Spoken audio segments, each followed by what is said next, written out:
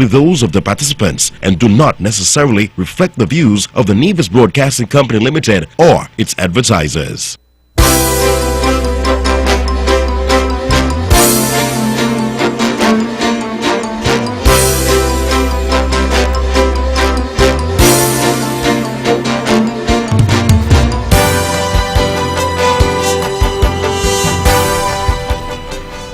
Good evening, ladies and gentlemen. Good evening to the listening public, the people here in Nevis, those in St. Kitts, those who are tuned in via the World Wide Web, those in the Eastern Caribbean and the wider Caribbean, those, of course, in the United States and Canada, and even those across the pond in the United Kingdom. Good evening to one and all. Welcome to another edition of On The Mark. I'm your host, Mark Brantley, and I'm masked this evening because I have some guests, so please forgive me. We'll try to make it through the next few hours with the mask on. And I want to welcome you to another edition of our show. It is good to be back. I want to thank the Honorable Troy Liburd and his team who were here last week and who had an excellent show. He is Permanent Secretary in the Ministry of Education and the Principal Education Officer, bringing the public up to date in terms of what's happening with our schools. As you know, schools open the week of September 7th, so it's just a very short time away, and we have a lot of work to do to get us ready. And so we're going to continue to do the best we can to ensure that our children get back to school, and we, of course, engage to ensure that they get the education that they deserve. And so we have been working hard. I want to say thank you to Minister Liburd for his hard work. Thank you to P.S. Barrett for his hard work. Thank you to PEO Zanella Claxton, who has done an excellent job, and the entire team. I'm very grateful to all the hard-working persons in the Department and Ministry of Education. Education is, of course, critical to our future, and they have really done an astoundingly good job, given the circumstances, given the difficulties. And so we continue to give honor where honor is due, give praise where praise is due, and to, of course, recognize those among us who continue to excel. So thank you very much for that. Good evening to all who are listening, and I'm very, very pleased to be here. This, of course, is VON Radio, the Eastern Caribbean's only powerhouse. www.vonradio.com or 860 on your AM dial. The number of things I want to talk about this evening, but we have some very important guests whom I don't want to delay or detain unnecessarily. They will be with us for a little while this evening and taking your calls if you have calls for them. We're going to give them an opportunity. I believe they've indicated that they may need at least an hour up to the 9 o'clock hour. And after that, perhaps we get into a few other things.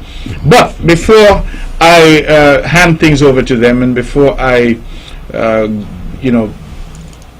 before I forget to talk about it later, let me just take a moment at the top of the show. We have on the island some individuals who, I am advised, continue to play very loud music from their homes.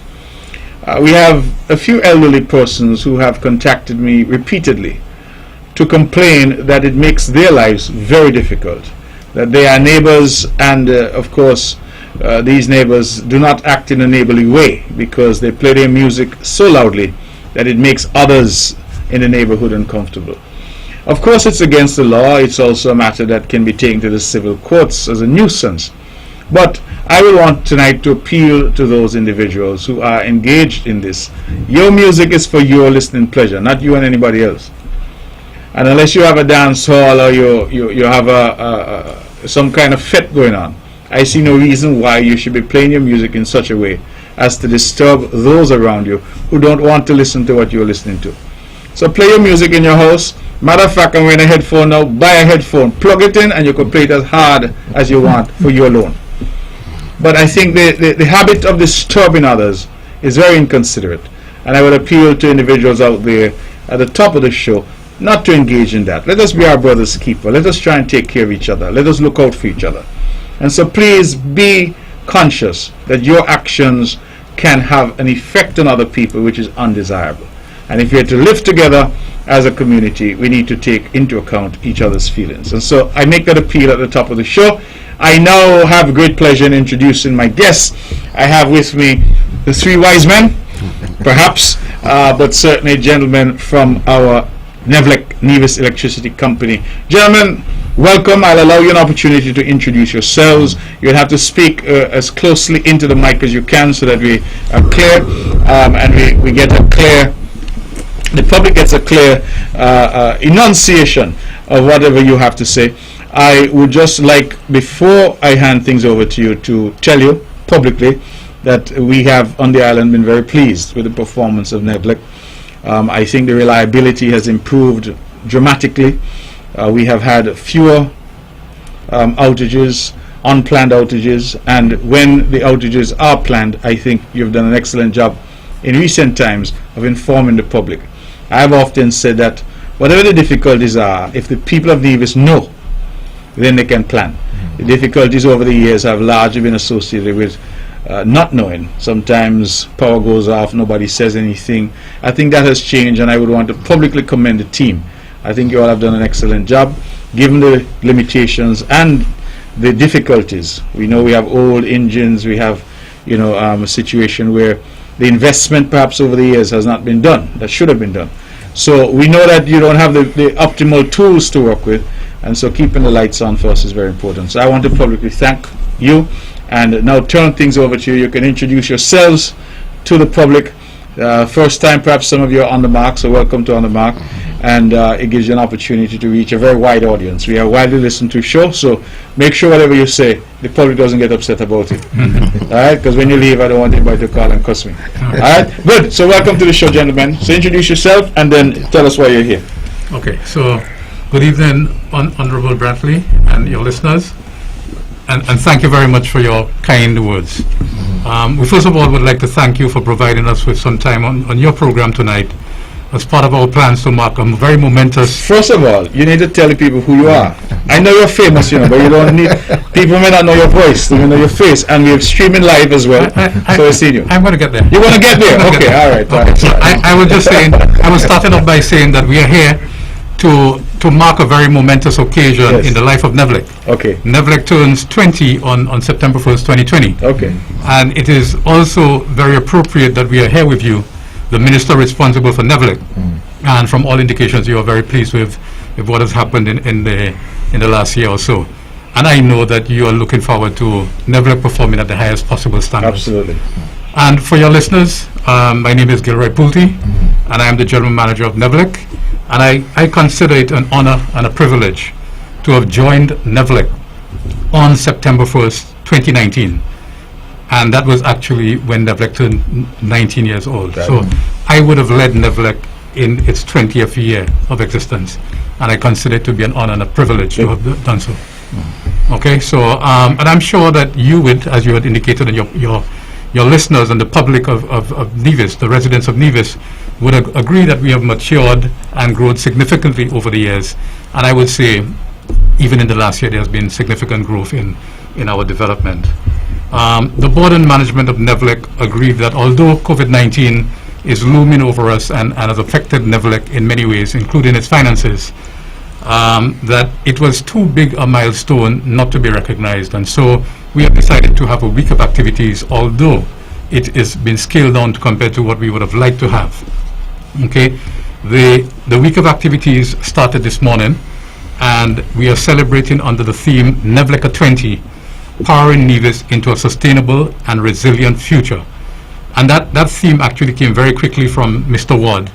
And when it was brought to me and said, okay, we have these two options, what do you think? I said, just give me some time, let me look at them. And I looked at it, and instantly I was so impressed with it, I could not add a word. And so I need to thank Mr. Ward publicly for coming up with this theme. The theme chosen, in my mind, highlights NEVLEC's goal to adapt to changes that are taking place in the electricity industry to ensure that our supply of electricity continues to facilitate economic development now and in the future. There is no doubt that a high-quality supply is a key ingredient to economic development. As indicated, our activities kicked off this morning, so this is our second event in the week of activities. And this morning we donated some laptops to the three secondary schools on the island to help with virtual learning, recognizing that COVID-19 would likely change the mode of learning now and in the future. And we thought it was necessary to do so. In as much as we believe that electricity is fundamental to economic development, we believe that education is even more fundamental, because if our people are not educated, they would not have been able to run the company in the way that they have. And that is such a significant point that earlier this year we actually announced a scholarship that would be awarded every 3 years to a division to study electrical engineering, not electrical engineering, any form of engineering, electrical or mechanical. Every 3 years it would be awarded to a resident of Nevis, in fact a division, and that is all because we are trying to ensure the sustainability of this organization. There are not that many engineers in Nevis at this point in time, and we need to encourage our people to begin to pursue that area of study. Otherwise, we would have to continuously get people from the outside into Nevis, and we wouldn't want that to happen. Our hard-working and long-serving staff and customers have made us who we are today, and they would be celebrated later on this week and next week. And just to give you an indication of the activities for the week, before I hand over to the other two important gentlemen in the company, as I said, this morning we kicked off the activities with a presentation to the secondary schools, donating laptops to them. And today we are with you, just giving the public an overview of the program of activities, and perhaps to just let them know where we've come from, where we are today, and where we are likely to go in the future. On Thursday, we plan a health walk amongst our staff, and it's really a team bonding exercise. And on Saturday, we have a cocktail where we recognize the people that have made this company what it is today, who have been there from inception and perhaps even before, when we were the electricity department of the NIA. And I think both of them have been there that long. So Saturday is when we recognize our people, a very key ingredient into what we have achieved today. Would happen on Saturday. On Sunday, we have a church service at the Gingerland Methodist Church at 9 a.m. and that is where we would give thanks for where we are, where we have gotten to today, and for continued guidance, to pray for guidance for the future. And on Tuesday, September 1st, which is when we turn 20, we would celebrate our customers. And on that day, we would show appreciation by having a raffle. So everybody who pays their bills in full, their arrears in full, from today into next week, Monday, Tuesday, they would qualify to take part in a raffle. And the first place prize is a television, a flat screen television, smart TV, and there would be 20 consolation prizes of $100 each, vouchers of $100 that can be used towards the next electricity bill. We think it is important, and that is why we're here today, to begin to let the public know what we do, to let them know a little bit more of what we do, and that would allow them to give us some feedback that would help us to better serve them.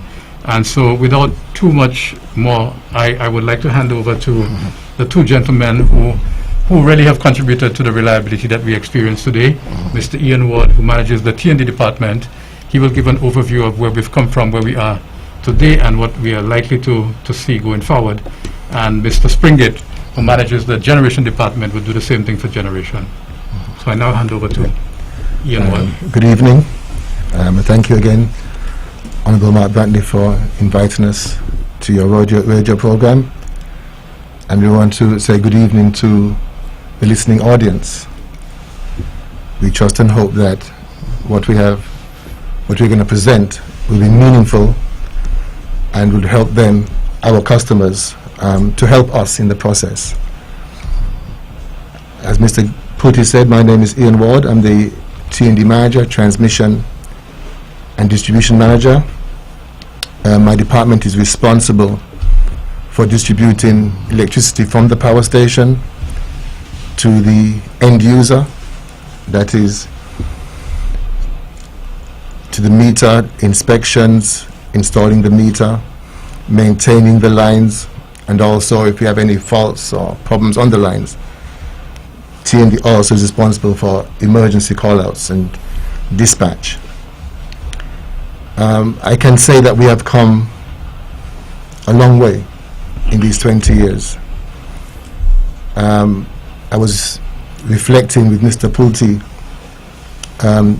earlier today, and I recall when I returned to Nevis in 1990, a few months after that, a gentleman met me downtown and he congratulated me and said for the first time as he can remember, he had 3 days of electricity. I smiled, I thanked him, and I moved on. Back in around 2005, a customer met me and went on kind of bad. He had lost electricity for 1 hour. And so that tells me that we had moved a long way from 1991 to 2005. But even at that time, we still felt as though that there was more that we can do, more that we can provide for the people of Nevis. We have done that. We have upgraded our poles, our lines, our transformers. We have done all that we can do possibly to help make our system more resilient. And I think it paid dividends when we went through both Irma and Maria in 2017, where I think our system stood up very, very well, to the extent where we were able to restore electricity within a week, and we're also able to assist other utilities in the region to restore power to their grids. We're still trying to make it more resilient. We are still trying to make it more sustainable. Most of the customers would recognize, for example, that we have begun to plant poles around the island. Cotton Ground Feeder has been an aging infrastructure for many years. We want to upgrade that feeder and also to tie it into Gingerland, so that we can backfeed from Cotton Ground to Gingerland if we have issues on any part of those rural feeders, those rural circuits. They would also notice close to your area that we're building a line up Lamper Hill, and that is to tie Charlestown to Gingerland. So if you have any issues from Prospect to Morningstar, we're able now to feed the Gingerland feeder from the Charlestown 2 feeder. And those in town would also recognize that we have built a new line, Government Road, that ties Charlestown 1 into town. We've also run lines from Charlestown 2 into town, and we've also put a tie between Cotton Ground and Charlestown 1, so we can actually feed the hub, the center of town, from 3 different feeders, either feeder. So we have issues on either feeder, we come back feed. And this is our attempt to have more sustainable resiliency to our network. Going forward, we recognize that there's more automation to modernize the systems. So in the coming years, we will see, for example, auto reclosers being added to the grid, that is to isolate faults to smaller areas. We will see the introduction, hopefully, next year, of AMI meters, advanced metering infrastructure. That is where we'll be able to read meters from the customer service office rather than having people to go out and read meters. That will also give us some valuable information, trends and load profiles of the grid itself, real time, that we can use for planning purposes if we're going to upgrade the system in the years to come. So that's basically what TND, where we have come from, where we are, and where we're hoping to move towards in the coming years. I'd just like to add very, very quickly, because we have seen a number of issues developing internally in persons' homes. So we're asking customers that when they're doing any form of renovations, extensions to their homes, they call NEVLEC, they let the electricians apply for an inspection. It's very, very important. There are times when the poor installations affect our lines, affect our system. So we're asking that they let the electricians do the inspection so that we can ensure that the system remains stable. And also we're asking customers, and they've been very, very good. They really have cooperated and supported us over the years. But when they see any kind of problems, whether it's in the home, fluctuations and stuff, or they're seeing sparks on the lines, that they will call our dispatch unit, 6625811, and let us know what's going on. Most of the poles have on pole numbers, so if they give us the pole numbers, we're able to dispatch crews very, very quickly and resolve these issues in a timely manner. You know, we are getting better. We started out the year at trying to respond in an hour, but we've got down to about 45 minutes, and I think it's pretty good standard for Nevis. And in years to come, we're hoping to get it even down to smaller numbers, maybe a half an hour to 25 minutes. So we are moving, I believe, in the right direction, along with our motto, working towards a brighter future. And as Mr. Pulte has stated, our theme for this year, NEVLIC at 20, is powering Nevis into a sustainable and resilient future. And I think that we are actually putting all these things together so that we can, maybe 20 years from now, say that we did put these things in place and that we have a better system for our customers as a result of this initiative that was started in 2020. Okay, Mr. Springett. Good evening. I want to thank you, Honorable Premier, for having us here this evening. I want to say good evening to the folks in Radioland and to the hard-working staff of the Nevis Electricity Company, especially the staff at the Power Generation Department. My name is Mr. Earl Springett. I'm the Power Generation Manager for the Nevis Electricity Company, with responsibilities for the day-to-day operation of the power plant. As I said, I'm quite honored here tonight as NEVLIC begins its week of activities in the 20th anniversary celebration under the theme Powering Nevis into a Sustainable and Resilient Future.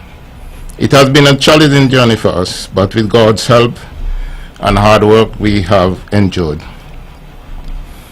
Although it's been 20 years since Nevis Electricity company started, I wanted to say from a historical perspective that for the generation on the whole island of Nevis, the journey began in 1952. As such, it's about 68 years of electricity on the island of Nevis. There were many persons who would have made sterling contributions throughout the years prior to NEVLIC. So I want to use this opportunity to thank them on behalf of the Nevis Electricity Company and by extension the people of Nevis. NEVLIC began its journey as a company in the year 2000 from what it used to be called the Electricity Department. I would think that it was not too much of a difficult transition for Generation Department. There were some capable persons working in the power station at that time. However, because of a company, the expectation for high output from that department meant that all workers had to change gear, so to speak, from second gear to fifth gear on, into overdrive. In reference to the island peak demand in the year 2000, it was about 6.7 megawatts. The operating capacity of the plant at the time was about 7.5. During the transition period, around 2001-2002, a 2.7 megawatt Wärtsilä-based load generator was installed. It was part of the expansion project that was geared towards 3 new Wärtsilä-based load generator. Unfortunately, this plan was not followed through until 17 years after. In 2017, we acquired a 3.85 megawatts Wärtsilä 32. During those years, the island demand for electricity began to grow. Up to 2015 and 2016, the island demand was peaking at about 9.4 megawatts. We faced many challenges trying to keep the older units in service and meeting our demand. In 2016, a containerized Detroit diesel generator was purchased just for peak lopping situation. With the starting of the company, many changes were made from the generation perspective in terms of staff structure. A power plant manager, supervisory staff, and an administrative office were put in place. The staff were then exposed to various training to bring them up to par with other utilities in the region and to develop a cadre of individuals that would perform duties in a professional manner. It has been a challenging experience with real difficult times. With the older generating sets, parts delivery became very difficult. Some items such as low boil pumps would take us maybe 20 weeks delivery time, based on the fact that some of the companies that normally would manufacture these stuff would be out of service.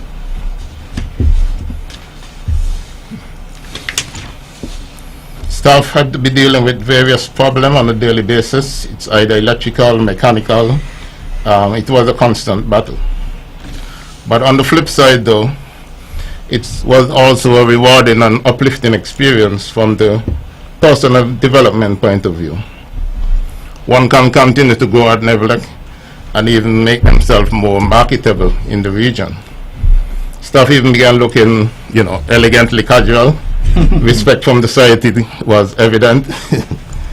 However, this year we are embarking on a number of engine overhaul going into the next year in order to improve plant reliability and capacity. The first engine overhaul is a 12,000 hours service on the 1996 Marley's Blackstone ESL V16 engine, which had commenced in July of this year, and is expected to be completed in September of this year. This work will be performed by the Nevelec staff. The second overhaul is a 24,000 hours service on the Wärtsilä 32 3.85 megawatt unit that was installed in 2017. It's unbelievable that it has already done 24,000 hours since commissioning. This work will be supervised by the engineers from Wärtsilä. It was planned for the first week in October of this year, but with the COVID-19 and the logistics involved, it may be pushed back for another week. The third major work is the 6,000 hour stop overhaul of a 1995 Marley's Blackstone V16. This is due to commence in November of this year and completed in December. Then in January of 2021, there will be a 24,000 hours overhaul of a 2.4 megawatt Detroit diesel engine. This will be supervised by engineer from a company named Marindale from the USA. It is expected to be completed in March 2021. All of the above overhaul are based on manufacturer's schedule hours. If I may be keeping with our parallel team, powering Nevis into a sustainable and resilient future. Thank you.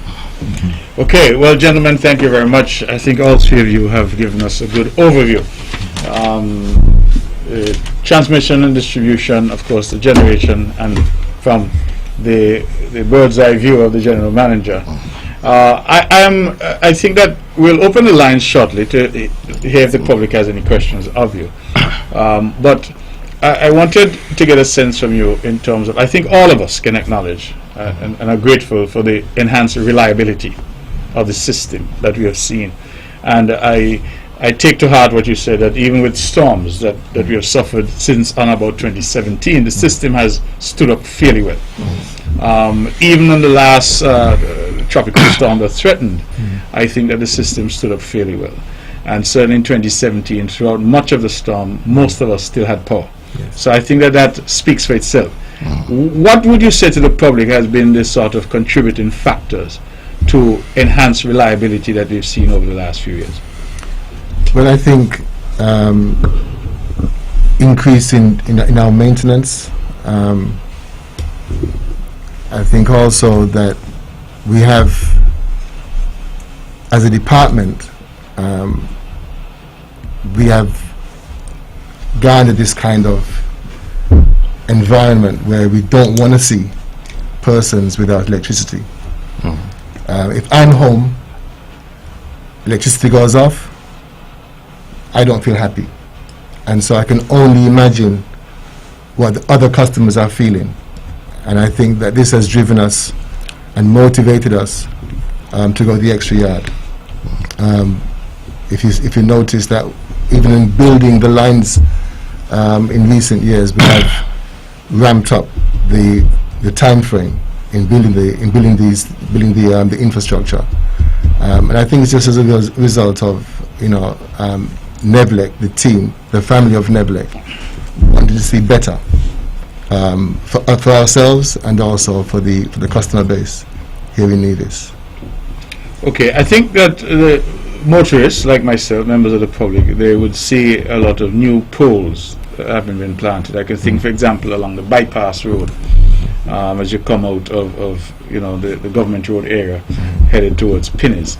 But those poles have been there for a while. Nothing is on them. What is anticipated? What can the public look forward to, and what kind of time frame for that type of work to be completed? Okay, unfortunately, we had the plan really was to have or to get to Westbury before September. The COVID had set us back somewhat in terms of our materials and so forth. But the plan still is to complete the cotton ground feeder. We're hoping to complete to Westbury, the bottom of Westbury, by the end of this year, and to complete from Westbury to Liebert Hill in the first quarter of next year. So that is all in the process of upgrading the cotton ground feeder. And then, as I said earlier, to tie Gingerland to cotton ground feeder. So if we have issues anywhere on the feeders, either feeder, we're able to backfeed from the other feeder and restore power very, very quickly to our customers. I can add Sure. that when I got here, I actually found that the cotton ground feeder, being one of the main feeders, was not in very good shape, and it was one of those that I would have liked to see rebuilt much earlier. But we had some challenges, as Ian indicated. One of them actually has to do with our digger derricks, our equipment that digs holes, and we actually have to plant some poles along the Four Seasons property. And whilst we normally could use a backhoe, we did not want to get onto the property with a backhoe, and so we wanted to be able to use the equipment. And the equipment, unfortunately, has been down for the last few months. Yeah. And I'm told that they should be back up. They should have been back up this week. Yeah. So that was one of the factors. So the piece along Four Seasons, the poles have not been planted there. That was one delay on that project. I think along Four Seasons we used to be underground. We have changed that now. We're now overhead. Okay. Yeah. And there were also some change in priorities along the way. we have a major concern that if something were to happen between Prospect Power Station and Morning Star, even if we upgrade the cotton ground feeder. So what we are actually doing is upgrading the feeder. Right now the feeder is limited in its capacity to carry load as well as to carry load over distance. So as it stands now, you can connect it to Gingerland, but because the conductor, the wires are smaller than they actually should be, you are limited in terms of how far you can go. So I think we can only feed up to Cotton ground. cotton ground into LBS. Up on the other side, Whitehall. Mm-hmm. So we can only feed up to Whitehall. So if, God forbid, a vehicle ran into a pole very close to Prospect, we would be able to isolate the power between Morning Star and Prospect, but we are not able to pick up the load around the island on cotton ground because of the distance. Yeah. And that is why we decided very quickly to build the line that Ian mentioned through Lamper Hill, where we have now created a tie between. It's almost completed. The tie is almost completed. It should have been completed on Monday, but because of the storm, we didn't have the outage. What that will allow us to do is to be able to swing the load between Morning Star and Golden Rock and even beyond onto Charlestown 2. So if something were to happen between Prospect and Morning Star, we would be able to restore these customers between Morning Star and Golden Rock and even beyond on Charlestown 2. And that was a major concern we had. So we quickly said, let us try and get this in place. And so we moved our attention from cotton ground to that. But I was hoping that Ian said by the end of the year, I would say to Ian, we need to try and get that completed by the end of November, as quickly as possible. Yeah. Okay, gentlemen, and Mr. Springett, you spoke about generation. I know you've been there for some time, Yeah. and you would have clearly been embedded in that generation department, so to speak, for many years. I'm a little curious in terms of what currently is the peak demand in Nevis. It used to be about 9.5 before the COVID-19. It's probably now about 7.8 megawatts. Okay. Yeah, it dropped significantly, maybe by 1.2 megawatts. Yeah. I suppose because the hotels and all Yeah, that are closed. yeah. All right, and so we have, that's the demand at peak. Yeah. What is our current capacity in terms of generating capacity? In terms of installed capacity, we have about 15 to 16 megawatts, and operating capacity we might be about 10 to 11 megawatts. Yeah. Okay, so it's actually, we're on the margins in terms Yeah. of Yeah. peak and what we can do. And what we can do. Okay, Yeah. so that therefore I think perhaps reinforces the point of the need for maintenance and regular maintenance, because some of the sets, I mean, give the public an idea of how old the sets are. I mean, you have sets there as old as Well, as I mentioned, we have 2 units that goes as far back as 1995, 1996. okay. We have another one that is 1997, and the more recent one, we had one in 2000. That's the Wärtsilä 2.5 megawatts unit, and we had one in 2016. That's the Detroit diesel, and then we had the large one in 2017, the 3.8 megawatts Wärtsilä unit.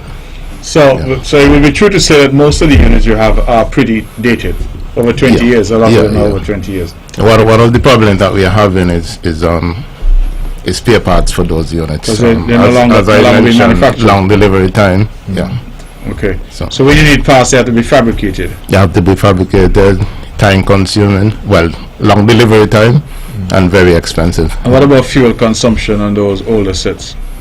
The fuel consumption is still good. It's still good. We're still able to get maybe above 70% output from them. So the fuel consumption is quite good on those. But compared, say, to the new Wärtsilä engines, are they more fuel efficient, the newer engines? Or? Yeah, the newer engines are more fuel efficient. Okay. Than, yeah. Okay. Let me just bring this into Yeah. some kind of perspective. These older engines, these older engines, the generation department has done an excellent job in keeping those engines going. An excellent job. Right now we have one under overhaul. It is perhaps the third most reliable engine that we have, number 6, and it has been out for more than a month. And in that period, we've only had one interruption that was related to generation, and that is just an indication as to how well these guys in the plant have maintained those engines. I can tell you that I believe that one of the other reasons why we are enjoying such a reliable supply at this point in time is because of the maintenance program that's in place in the plant. But just to put this into perspective, those older engines, so we really have about 6 megawatts of capacity that is very reliable. The two Wärtsilä engines, the 2.5 and the 3.8, that is about 6. Mr. Springett indicated that our peak demand is a little under 8, but it's perhaps a little more than 8. Yeah. And so we have to make about 2.5 across these older engines, which can be a challenge. But the output of the plant, the output to the country on a monthly basis, about 30% of it is coming from these older engines, and that output can be provided by another Wärtsilä engine. So if you had another Wärtsilä engine similar to any one of the two that we have right now, you would have been able to feed the entire country without having to use any of the older plants. And those older plants, I have done a very quick estimation that it is actually costing us about $3.5 million more in fuel.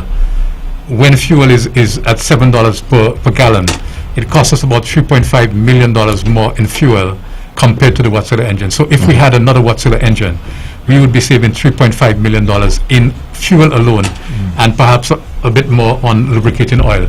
So it actually makes a lot of sense to replace those older engines right now with another maybe 3 megawatt diesel engine. Okay. Okay, well, tell us a bit about the street lighting program. I think that the public, I certainly welcomed it, and the public welcomed this initiative on a number of fronts. One, because of course street lighting, as the island is built out and more homes are being built, there's a greater demand. But also because of course you are switching to LED lamps, which are power saving and better for the environment.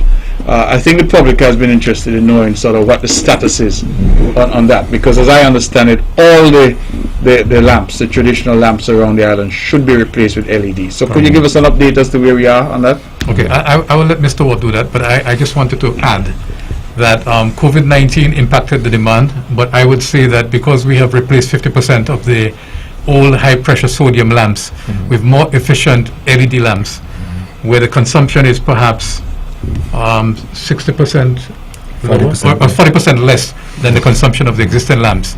That would have contributed to some extent to the drop in the demand also. But Ian, you indicate there. Yeah, okay. We've installed approximately 1,800 fixtures. The plan before the pandemic struck was to hopefully have all the fixtures retrofitted by around September. The COVID pandemic, and then also us having to transition into preparing for the hurricane season, kind of slowed down that process somewhat. We are hoping that, after, going probably into October, that we can restart the project in full. We're still changing fixtures, but not at the same rate as we were doing it before the COVID struck. But we're hoping that by, as I said, October, that we'll be able to go full tilt again, and we're optimistic that we'll be able to complete the entire island by December. Could you give an indication to the public which areas you have changed out the bulbs? We've touched on every parish. So you've touched on every parish, Yeah, okay. because we had crews assigned to each parish. The plan was to have some crews start in the St. Paul, St. John's area, and some crews to start in the St. George's, St. James area, and then they would work inwards and outwards until we got to a midpoint in the island.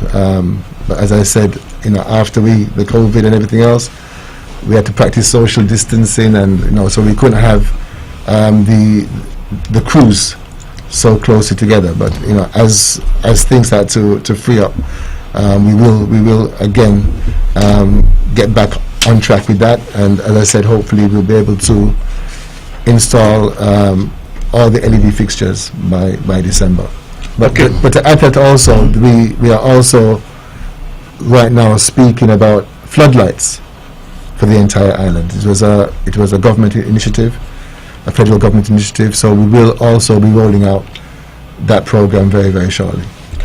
All right, ladies and gentlemen, this is On the Mark. It is 9:15. I have here with me the General Manager of NEVLEC, the Nevis Electricity Company.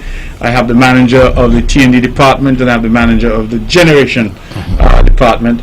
And they're here to give us the good news of the 20-year anniversary of NEVLEC. They have a week of activities, and they're sharing information about the company, information about its history, but also information about where we are now and potentially where we plan to go.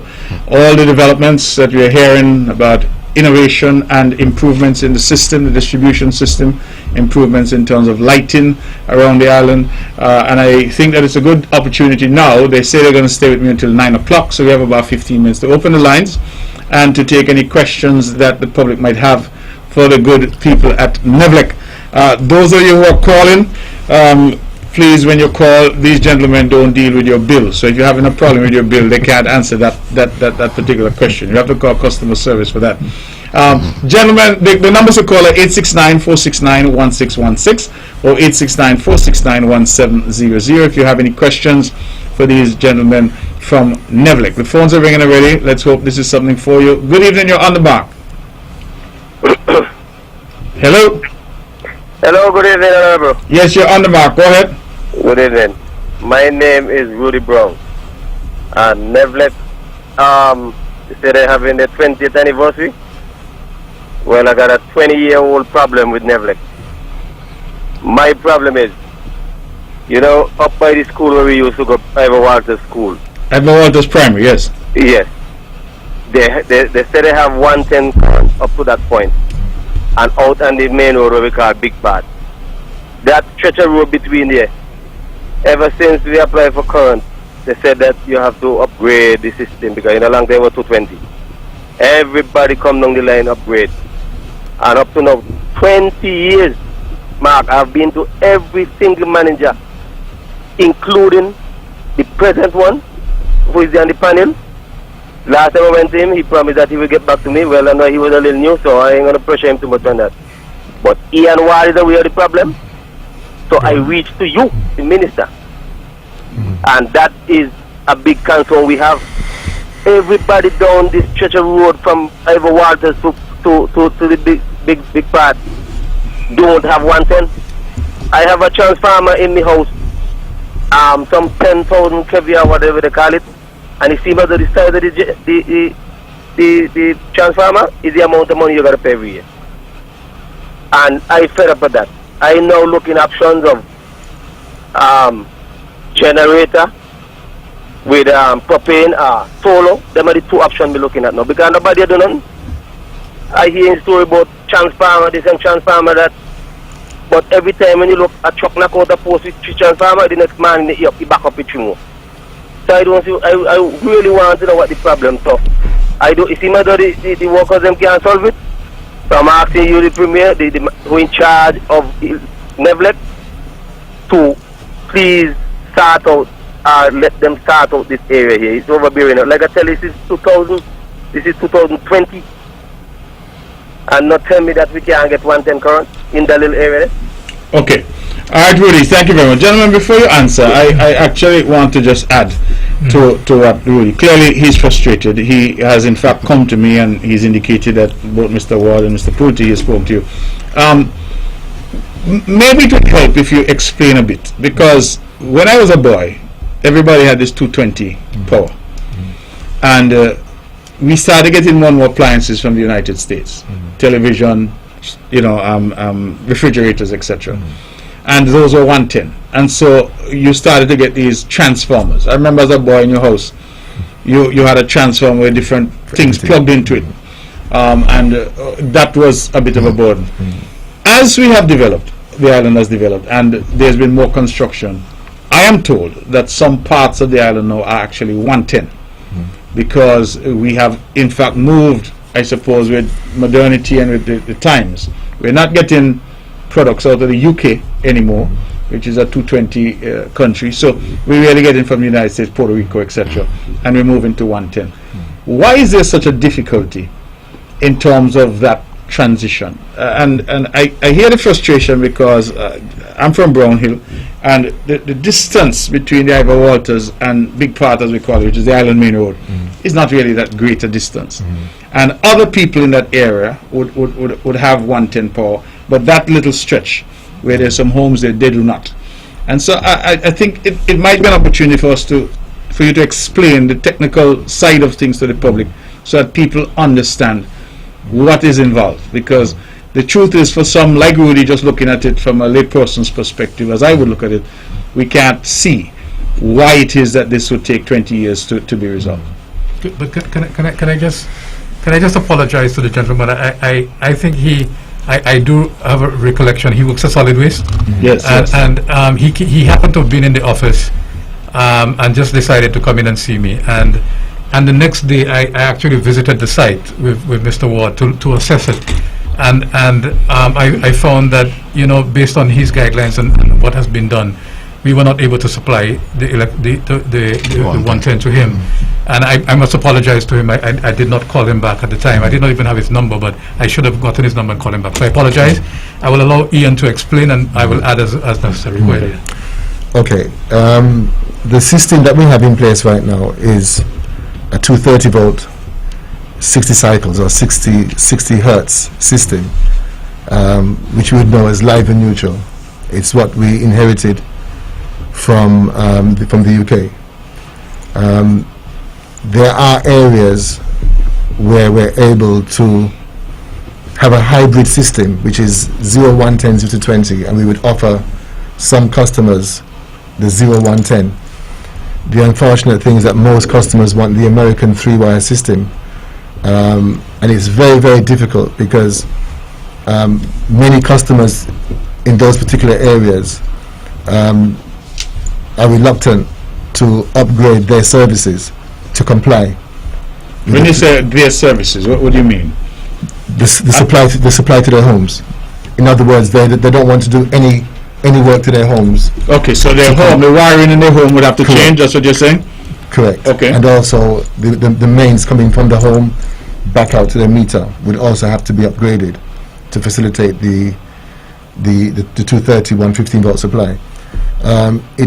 It can get very expensive, and I guess that's the deterrent for most customers.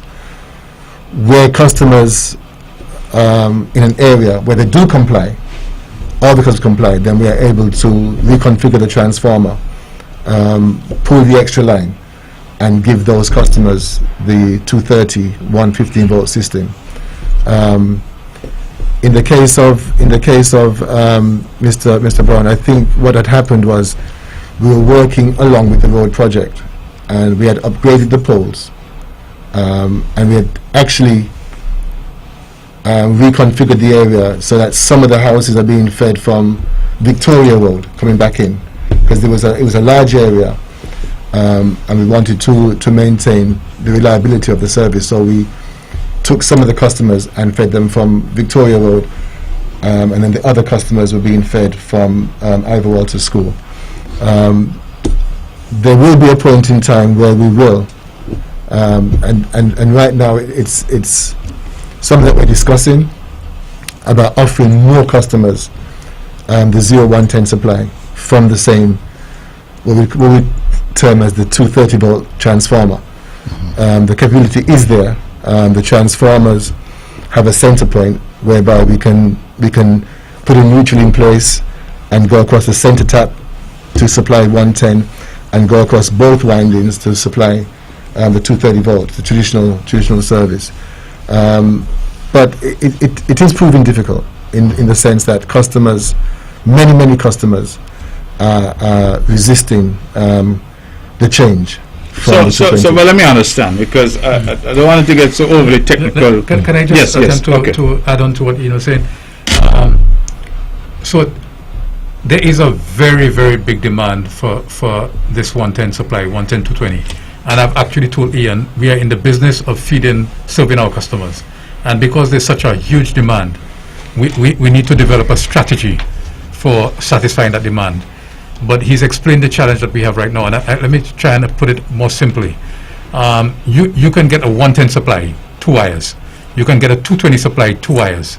You can get a 110, 220, 3-wire system.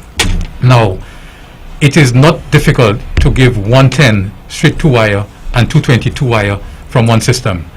But when people want 110, 220, and the people that have the 220 supply are not prepared to convert their system in the area, we are not able to convert the area. And we had a board meeting yesterday, and I actually raised the matter at the board level, and I said that the only way that we can transition this country, which should happen based on the expectations of our customers, is if there is a strategy to help those customers, because there is no incentive to some people to pay monies to upgrade their panel to receive a 3-wire system, when in fact all they want is a 222 2-wire system. So between NEVLEC and the government, we have to find a way where we can incentivize or assist people in making that change in their installations to facilitate some people in the area that want the 110 to 20 supply. Okay, so let me again go ahead. to break it down.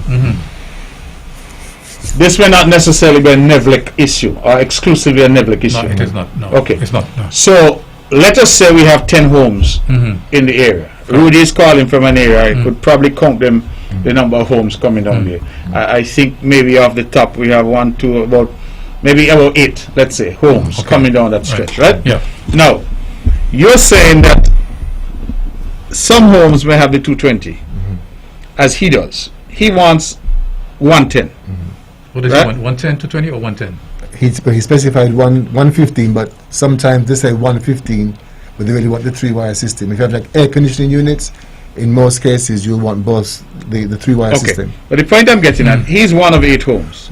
He wants for ease of Yeah, conversation, the three-wire. 110. Yeah. But his neighbor is comfortable with the 220. Correct. So essentially, then he can't get the upgrade that he's looking for in the area because the neighbors are not prepared to do that upgrade because they're comfortable with what it is they have. Yeah.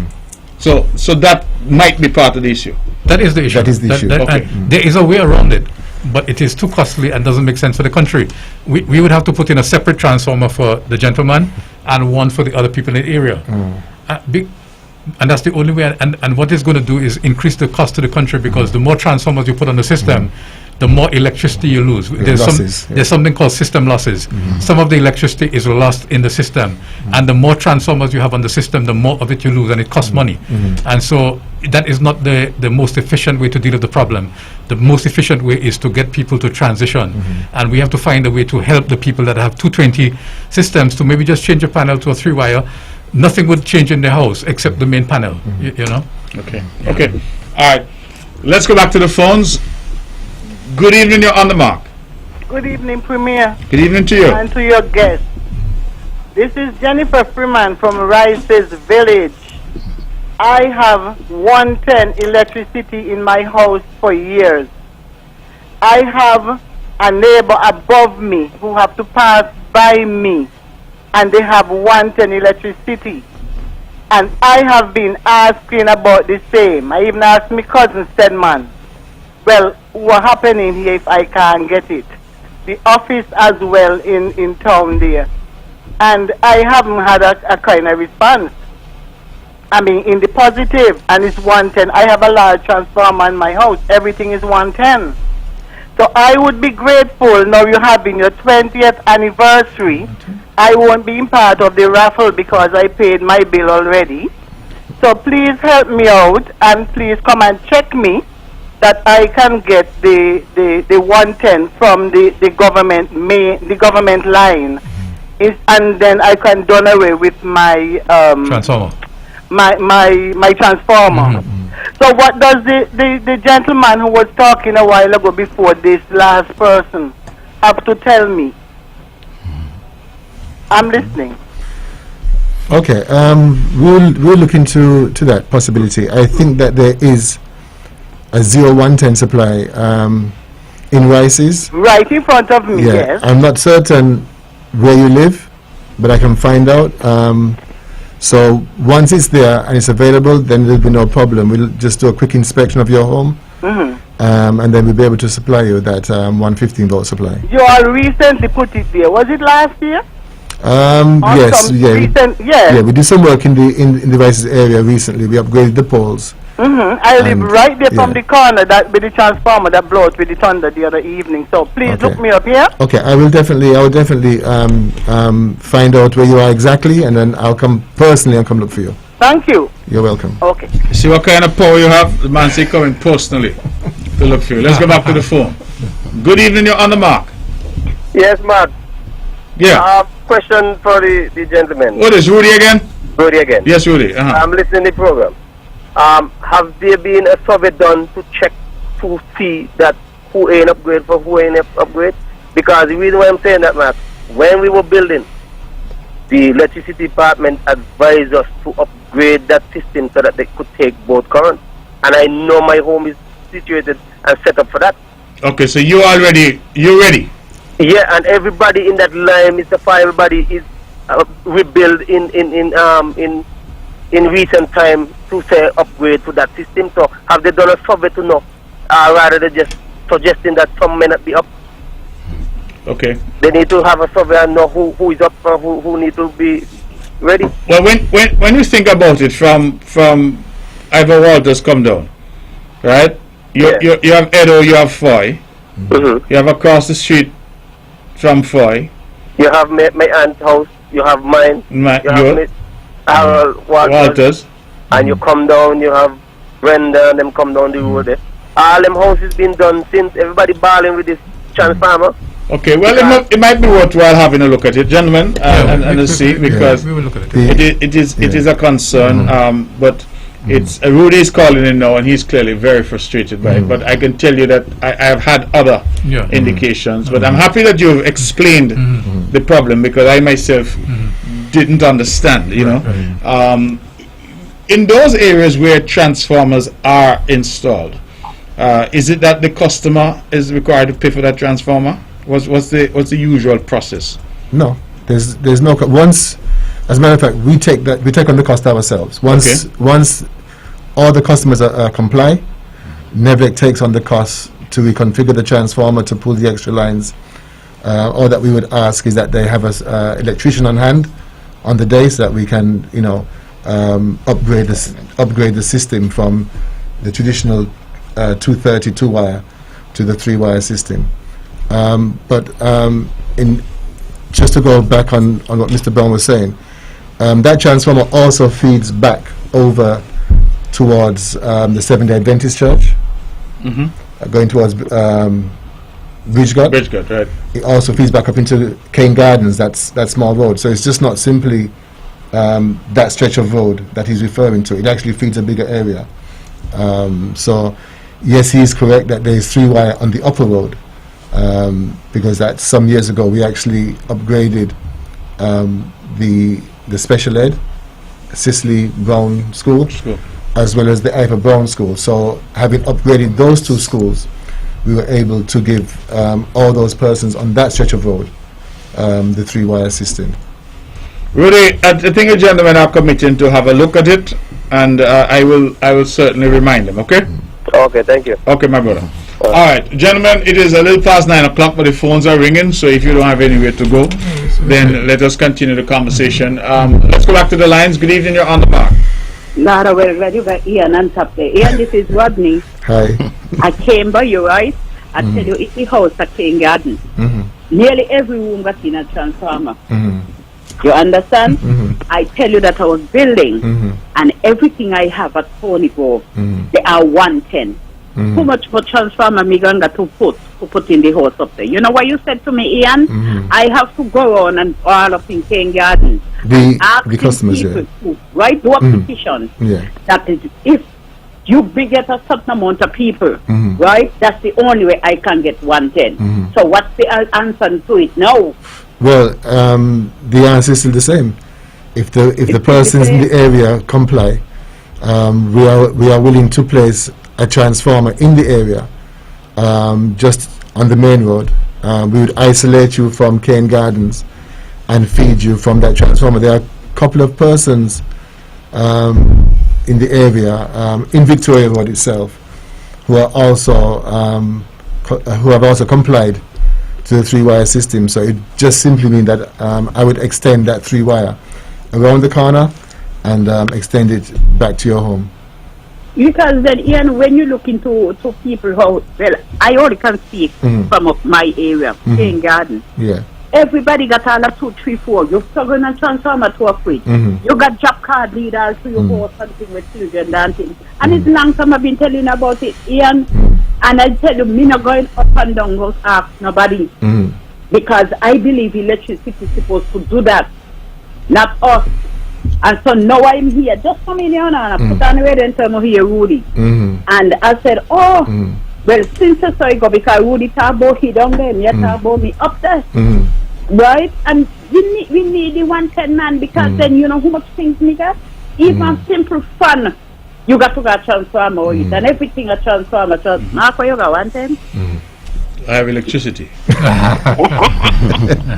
Alright. Okay, well, gentlemen, you've heard. I think that it is an issue, so we will have to see what we can do as we go, because clearly it is not something that one could snap one's finger and solve. Let's go back to the phones. Good evening, you're on the mark. Hello? Good evening. Good evening. I'm calling. Good evening. I'm calling from Simcoe in the US Virgin Islands. Yes. My name is Emerson Morton. We have a home in Cleggett, right behind Audrey Huggins, as you come to the bridge. And it was built about 6-8 years ago.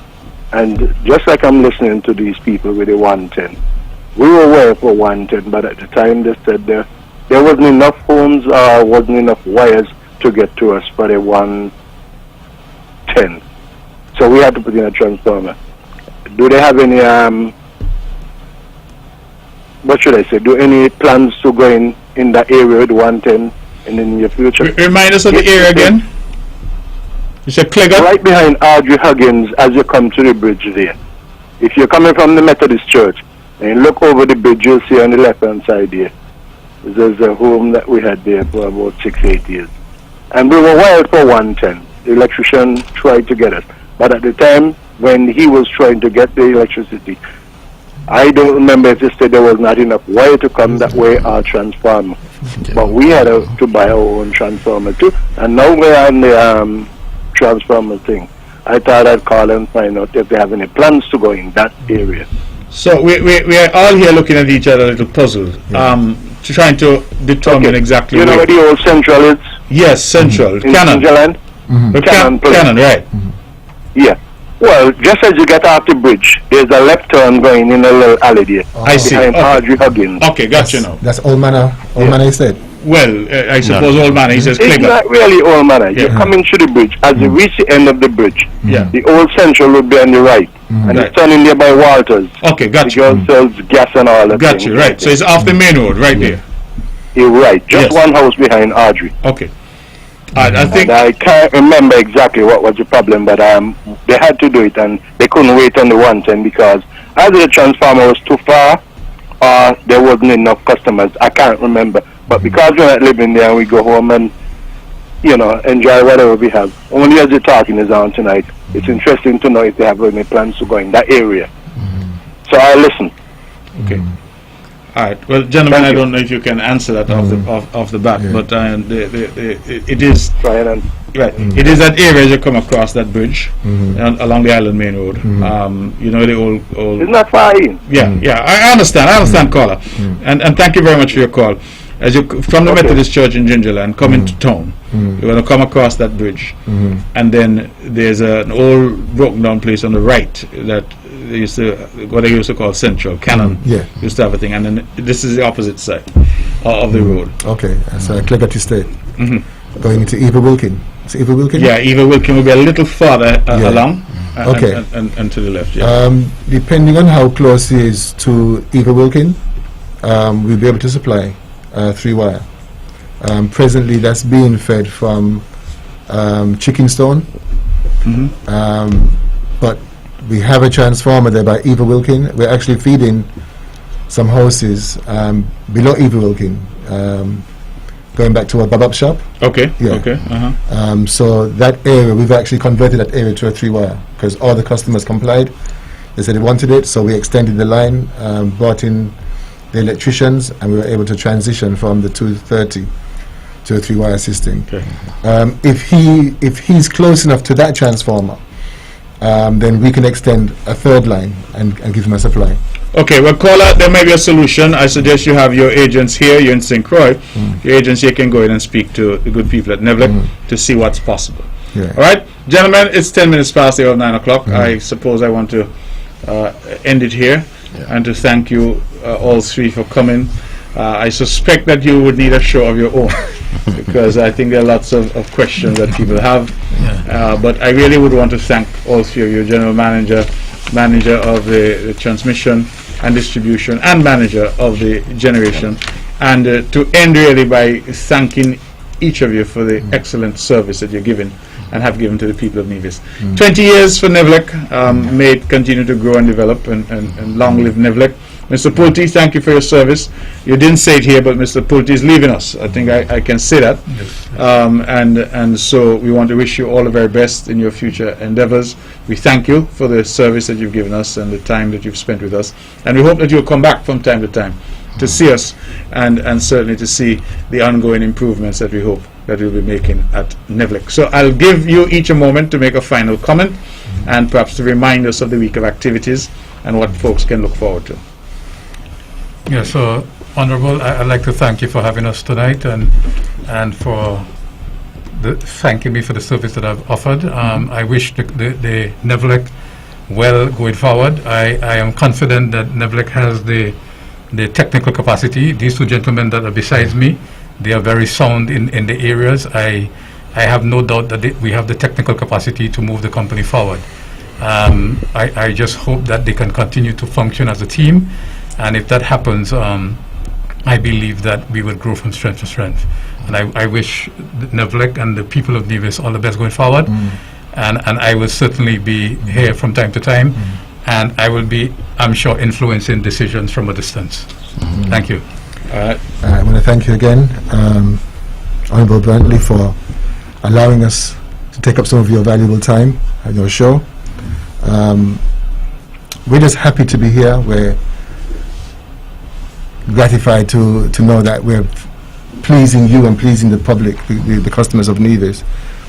We are doing our best, and I think the sentiments that we're seeing on Facebook and other media houses indicate that customers are pleased with our efforts over the past years. We will continue to do our best. Those persons who are seeking for the 110 supply, we'll try our best. We'll look into it again and see how best we can do this service for the public. As you said, many persons are calling in, and the topic is really 115 volts, and so we will try our best to facilitate the request. Good. Mr. Springett, any final words? Yeah, I just want to thank you again for having us on the show. My task is a little different to Mr. Ward. I'm at the generation department, and we are trying our best there to, have a constant supply of electricity going out to the lines, and we did a number of upgrades. One of the problems that we were having, like cooling system problems, we got over that, so we are trying to now rebuild a lot of the engines. So in closing, I want to thank you again, and I want to thank the general public for their patience, their understanding, and the cooperation, and their input, whether it's a criticism or an advice. We are extremely grateful. So thank you again, and good evening. Okay, gentlemen, thank you very much. Thanks for being here with me. Okay, so there you had it, ladies and gentlemen, the good people from NEVLEC. NEVLEC is celebrating 20 years of service to the people of Nevis. Of course, it used to be the electricity department. It's now NEVLEC, and for the past 20 years. One of the innovations that was introduced, of course, was to transform the electricity department, the old electricity department, into NEVLEC, the Nevis Electricity Company, and we were privileged tonight to be joined by these good gentlemen, the general manager, plus of course the manager for transmission distribution and the generation manager. All right, they have left, so I think I can take my mask off now without being arrested by those who enforce our COVID protocols. And good, so mask off, and I have now the opportunity to speak with you about a few other things. It is 15:15 the hour of 9 o'clock. Of course, we're here until 10. I thought it was important to give the good folks from NEVLEC some time, because they are in fact doing an excellent job here. I say it all the time that we're always quick to criticize, and there are times, of course, when criticism is warranted, but we should also be quick to give praise and to give the accolades when they are due. And I think that NEVLEC has gone through some bad times when we had poor power, poor coverage, lots of interruptions, lots of outages, and equally now they're going through a good phase where the system appears to be far more resilient, and that buoyancy in the system is important if we are to grow and develop. One of the critical things in any country is a reliable supply of electricity, and I'm very pleased that NEVLEC has done better. I'm very pleased of our efforts as a government to bring a better reliability and more reliable supply of electricity to the people of Nevis, and to make the necessary investments as we have been going.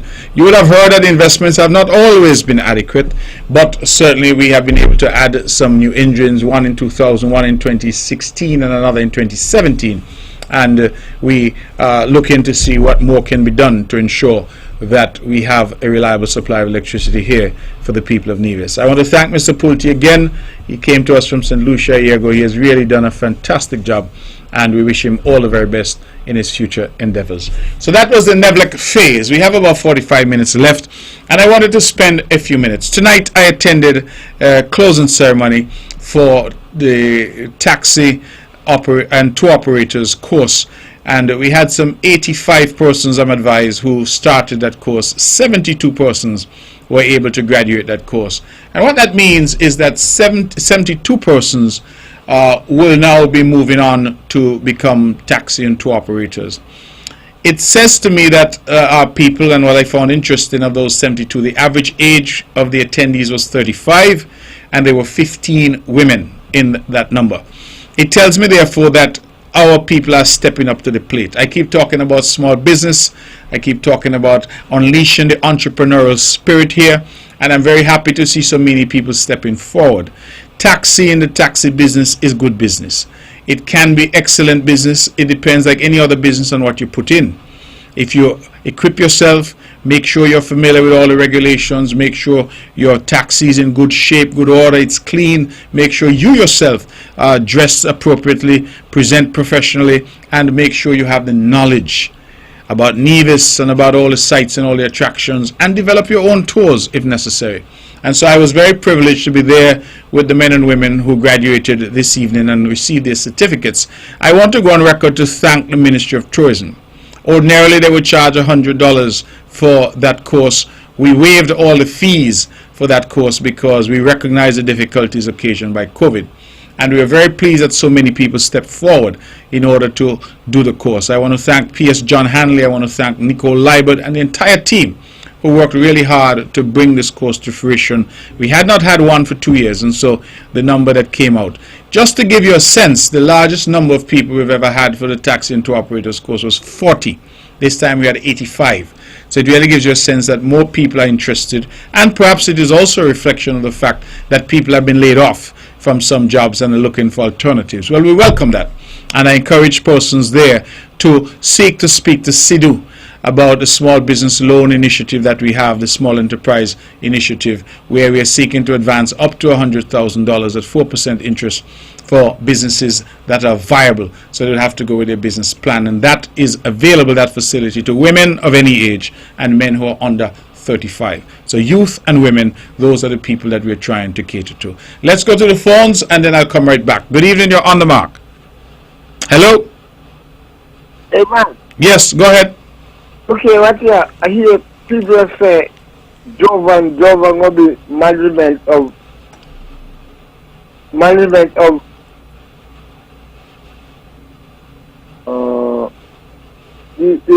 go.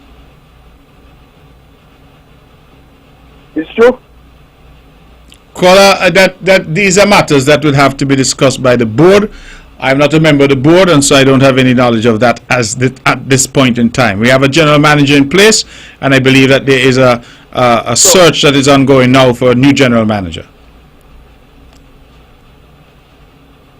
All right? Okay, thank you very much. Let's go back to the phones. Good evening, you're on the mark. Good evening, Mr. Brantley. Good evening to you. This is a thought for this evening.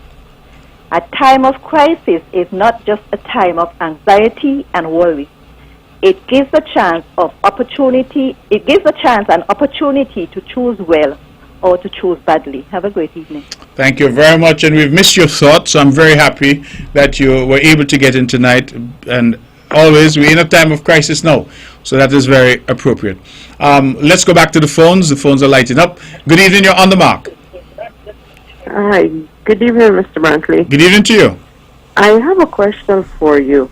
If someone was visiting the island and they got stuck here because of COVID, and the time arrived when the 6 months is up and they have to return back to their country, their airports are not open, do they have to pay an extension fee for their stay here? Well, you would normally have to pay an extension once you extend your stay. I think in these extenuating circumstances, I would suggest you go in and you speak to immigration. I'm fairly certain that we can work something out. Okay. All right? All right. Okay. Thank you very much. All right. Bye-bye. Thank you. It is 20 minutes past the hour of 9 o'clock. We're taking your calls on 869-469-1616 and 869-469-1700. While we wait for the calls, however, let me just say how absolutely pleased I am as the leader at this point in time of the Concerned Citizens Movement political party that this past weekend we had our caucus and convention. We saw a brand new executive being elected. I want to congratulate that new executive for the party, the central executive. It is now led by a young man, Troy Liburd, as chairman. It has its vice chair in a young dynamic woman from Barnesgut, Latoya Jones. It has the secretary in Lorna Hunkins, who continues to serve, the treasurer in Oscar Walters, who continues to serve, and the public relations officer in young Michael Manners. And I am over the moon that the caucus and the convention went exceedingly well. We had an excellent turnout. It was short, sweet, to the point. We had excellent presentations from the Honorable Akila Byron Nisbet, who was the representative of the People's Labour Party. We had an excellent presentation from the Honorable John L. Powell, who was a representative of the People's Action Movement. And we had our own launch, if you will, or how should I put it, the presentation by the new Youth Arm President, Jermaine Atherton, presented his new executive. We had the Women's Arm, which is now headed by Latoya Jones, and she presented. And I believe, ladies and gentlemen, that if you did not hear the speeches there, you should go and take a listen, particularly the speeches by Jermaine Atherton and Latoya Jones. I emphasize those two because the other people speaking are sort of veteran politicians, if you will. Akila has come, but she has done really well thus far in her young career. Jonel has done well in his young career. And well, I'm an old hat at it now. I've been at it for a while. But Latoya Jones and Jermaine Atherton, I was impressed beyond measure. Jermaine as the new Youth Arm President. And the reason why I think that is important, the Concerned Citizens Movement has never had a functioning youth arm. And while we have tried at women's arms in the past, this is the first real effort that we're seeing where we have a women's arm constituted properly, president of that arm and its entire executive. And I was very impressed because some of the persons who have stepped forward, one has never seen them around politics. One has never seen them in any political party in that sense. We know that they're supportive, but they have never come forward in the way that they're coming forward. And I feel very proud. It tells me that 30 plus years after the CCM was formed, the CCM still has relevance to the people of Nevis. 30 plus years after the CCM was formed, the CCM still is the party of choice. And I said so at the convention that I feel that we are the dominant political force in the country at this point in time. And I say that because of the enthusiasm. When you can see nigh 80 youngsters gathered to elect an executive for the CCM party, where those that were contending for president of the youth arm, that those who were contending for president of the youth arm were able to assemble some 80 persons to vote. That's 80 youths that got together. And the types of campaigns that they ran. We saw Jermaine Atherton, we saw young Janelle Nisbet, we saw young Miss Sibooks, Catherine Sibooks, and they waged an online campaign that was slick, that was modern. It really warmed my heart to see these young persons stepping up in this way. And I said it at the convention, and I don't shy away from controversy when it comes. There are some who feel that the influx of youngsters into the party somehow, that somebody is taking their place. That is not the case. That is not the case. The CCM party is a big blue tent. It has room for those who have come, and it has room for those who want to come. Nobody who's in the party should feel threatened. Nobody should feel that they've been displaced because young, vibrant people are coming into the party. That's important. Listen, the party for years was Van Samry, Malcolm Gishard of blessed memory, Auburn Lawrence, and individuals such as those, Gene Harris and others. And they recognized that you needed to bring new blood. And so some years ago, I was recruited into the party. Alexis Jeffers was recruited into the party. And then more recently, we've recruited persons like Hazel Brandy Williams. We've recruited Troy Liebert. And now we're recruiting others. And so Jermaine Atherton, Latoya Jones, all of these names, we feel, are an indication of the party growing and the party renewing itself. And I want to make the point that those of us who are there need not fear those who are to come, because he who comes after is always mightier. If you're running race with who coming after you, you got problems, my brother. You have problems, my sister, because them young people, they have ideas and skill sets that we don't have. And I put myself in that category of we, because at my age now, I am looking for the sweet by and by. I can't be contending with youngsters who are 25 and 30. I don't have their vim, vigor and vitality. And so we need not fear them. We must welcome them, encourage them, put our arms around them, embrace them, nurture them. I see some people up and down like they want to kill the young people because the young people are stepping up. I say, step up, young people. It's your time.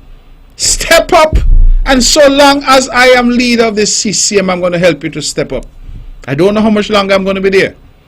But whether it's a year or two, I am going to continue to help our young people to step up, because let no man tell you that you're not ready, that you're too young, you're too inexperienced. Well, how are you going to get the experience if you don't get the chance? Too many people want to clog up the system and frustrate the aspirations of others, rather than using their experience to nurture and help and build. And that's what we must be doing. And I feel passionate about it, because some of the pushback that I have seen, admittedly in very limited quarters, I have found it unfortunate that you hardback man and woman could say you got young people. You're going to got young people. You are young ones too. Sometimes you just have to accept what was is no more. I say it here all the time that life is a stage. And we enter the stage, we play our part, and then we move off the stage because new people are always coming on the stage. My God, don't grudge them. Don't vex with them. There was a point when you came on the stage and you have done your time on the stage, or what you want? Stay on the stage forever? No, you must afterward graciously exit stage left, but leaving your legacy. And your legacy must be the foundation that you have built, and allow others now to build on that. So somebody else comes, they put on the first floor, and then their time comes, they move aside. Somebody else comes, they put on the second floor. That is how life works. We are not to be upset or resentful of people. I hear people saying, oh, then they just come and this. That is nonsense. No party, no organization can grow and develop unless it continues to renew itself. The dinosaurs, they said, died because they couldn't adapt. And I am telling you that I see the great future here for the Concerned Citizens Movement. When I hear these young people talking, I got up to give my speech. I said, it's the first time I have spoken at the United Nations General Assembly, perhaps the biggest stage in the world. And I wasn't frightened. I have spoken in Parliament. Me never frightened yet. I stood up when people like Denzel Douglas were the height of their power. Stood up toe to toe, never frightened. I go down to the convention after I hear Latoya and Jermaine and them. I frightened Noah. I said, well, how are I going to come after these youngsters here? Powerful, eloquent youngsters. Man, let us encourage them. Let us help them to grow. Let us build them, because they represent the best of us. And that is what the CCM is about. We have somebody holding. Let me go to the phone and take this call. Good evening, you're on the mark. Hello. Hello, good night. Yes, you're on the mark. Go ahead. Mr. Premier. Good evening. Good night. I just call you to ask a question, please. And good night to your listeners. With the cannabis bill that was read in the Parliament there last year, or all up in the year, I would like to know, is it gazetted? please, I would just like you to get some proper information outlining on that. I do not know if it has been gazetted. I can check for you, however. Okay, because we are still seeing our brothers and sisters being harassed by police personnel, where their herb is being taken up, and there is a discount to see that this is taking place where you don't see a reading of the cannabis bill have been pursued in the parliament. Well, I would like to know that this year be really full take as gazetted so the people can understand what the laws are and how we're going forward in the industry. Okay. You have a safe night. All right. Thank you very much. Thank you very much for that. I really do not know whether the bill has been gazetted. It should have been by now, but I can't speak to that, and I always like to give accurate information. So I'll have to check and get back to you. It is 32 minutes past the hour of 9 o'clock. We're taking your calls on 869-469-1616 and 869-469-1700. Let's go back to the phones. Good evening. You're on the mark. Mr. Brantley? Yes. Good evening. You keep on saying you don't know how much longer you're going to be there. And I believe you're going to run one more term and then you're going to stop. The way how you keep saying it, you're agitating my brain. Anyway, I want to say this, Mr. Brantley. I get a backhoe, right? And I take it to King Garden by my house. And I start from one end of the road to straight out in the other road. And I clean off the whole side. Because the road like it was closing in. Mr. Brantley, the backhoe takes 8 hours and a half. It's German backhoe. And his added son who do the job. Mr. Brantley, when you pay them kind of money to do them thing, you expect better. When the people then passing the vehicles and then passing and going because a lot of traffic go across that road. Mr. Brantley, they throw all the garbage and thing all the in the thing. In the side of the road, in the trench. Me don't pay a backhoe clean it up. What I'm saying, Mr. Brantley, I would like to the traffic them when they're passing or even people are walking and you have garbage. There's a bin there by added. Throw your garbage in the bin. You come across a little further, if you're in a bus truck or whatever it is, you have a garbage right there by the gate to drive in. Just throw the garbage in the bin. I just stop litter. Because it's hard when I go up there King Garden on Sunday time. I myself have to walk and pick them up and it's not good enough. I'm very disappointed. I don't know why they're thinking. They see me don't clean up the place so good and they're still taking all the garbage. They tote the bag of garbage, focus bag and all the white sugar bag. You see them all up there in the road. I went to Sam and I said, Sam, I beg you, when they go clean the road, just tell them because they'll pile up the garbage, pick up the thing and the money. Because I only go up there on a Sunday time. And I will like the vehicles and people walking, please stop. Litter. Stop throwing the cans, the bag and all kind of things. They are done, clean it up. Right. Okay, well, thank you very much for that. It's a perennial problem that we have where, you know, some of our people, I don't know what it is, whether they lack pride, whether they lack love of country, whether they are unpatriotic, I really do not know. But sometimes I wonder how some of them houses look. Because if you can just fling a bag of garbage outside your car window as you're driving, I don't know how your house look, because it can be that you are a cleanly person. And so these are some of the things that really bother me, because you see it. I sometimes walk at mornings and you see the trash that people just throw out. There are some guts and things like that, and people dump refrigerator, microwave, all kinds of things like that. And I think we need to do better. The government is looking at various options, caller. I believe Hazel Brandy Williams, our Minister of Health, would have spoken recently about even now deploying some technology. We are hoping to move back to having litter wardens, people actually hired to go and ticket and do what is necessary to enforce the litter laws. But there's no enforcement like our people really being decent. That's the word that's coming to me. Decent. Because I don't understand how people could just throw garbage around the environment and just dump trash. It really bothers me. And we have done so well with solid waste. I always give Andrew Hendrickson, Rudy Brown and the team all the kudos, because they've really turned solid waste around. And yet, with all the investment we've made, with all the hard work of these individuals, people still go out there dump illegally. So I take it, caller, and all we can continue to do is to appeal to our people to do what is right. You think they don't know that it's wrong to throw the garbage out the window, but they do it anyway. And so those who will not conform to do what is right, we must penalize them. And Nevis have a way, you know, that when people do wrong and you have to penalize them, everybody ball out for them and say, Lord, don't give them a chance. Lord, don't. Lord. Right? We like to ball, Lord. But those same people are not encouraged to do what is right. So, caller, I take your call. I'm not going to debate you because I agree with you 100%. Our people need to do what is right. We have anybody else holding? No. Okay. So I was talking about the convention. I was talking about the fact that it went extremely well, and I feel very, very proud of all those who participated. I want to single out somebody. It's always dangerous to do so, but I want to single out Mr. Keith Scarborough, this and that. Mr. Keith Scarborough, MBE. He worked really hard with the team to put that convention together, and I really want to commend him and the entire team for that effort. I think we had a wonderful affair. CCM now is past the days when we were not having conventions and we weren't doing things properly. We now have our constitution.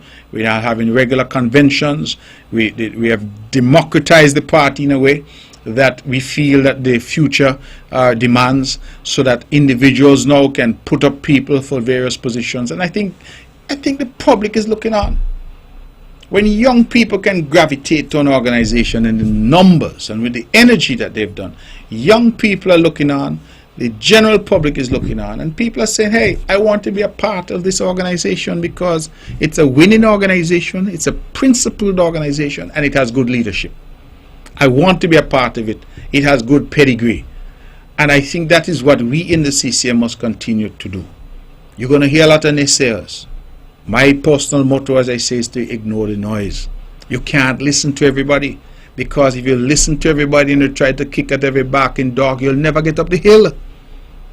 A lot of people want to tell you how to run the country, but they never even run a shop. Or the shop that they try to run failed. You understand me? But they're going to dictate to you how to do this and how to do that. That's okay. You listen. But you must learn to know what to filter. And noise, you put that to one side. Those things that come, whether they're criticisms or what, you get those and you use those to make yourself better. But you must always have that filter. Otherwise, let me tell you, a man will tell you today, go left. Tomorrow he'll tell you, go right. Well, you can't do both. So you must ignore one. So sometimes you see when you're in a leadership, they say leadership is lonely.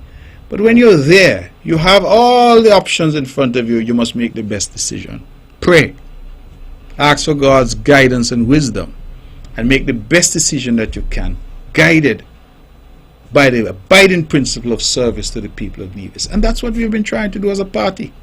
And I think the public now is responding to that in a very positive way.